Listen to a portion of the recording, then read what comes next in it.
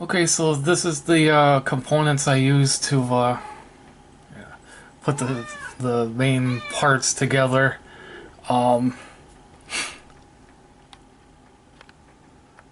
I will definitely put a link to these. Um, I decided to go with that is because didn't want to run into compatibility problems where I would have needed to update the BIOS on the motherboard, which seems to be running rampant, across motherboard manufacturers. And I got 16 gigabytes of RAM.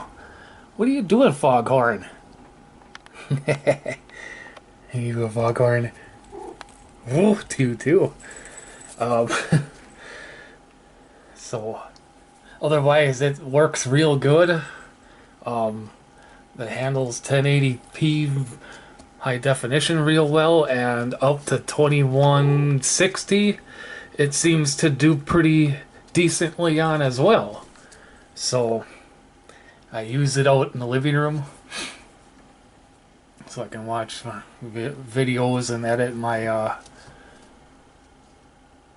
videos for YouTube and watch Amazon Prime videos.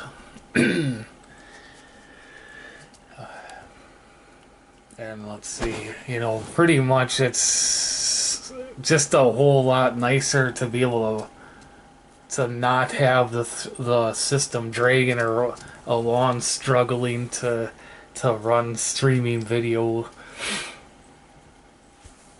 So,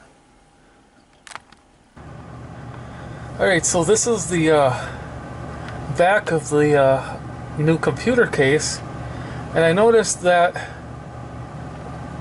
it's not the Ethernet lights, so there's LED lights on the board.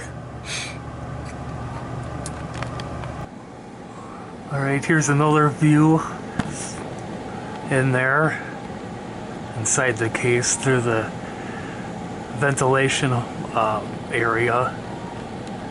Yeah, I was not even sure that there was something like that in there, but hell, there it is.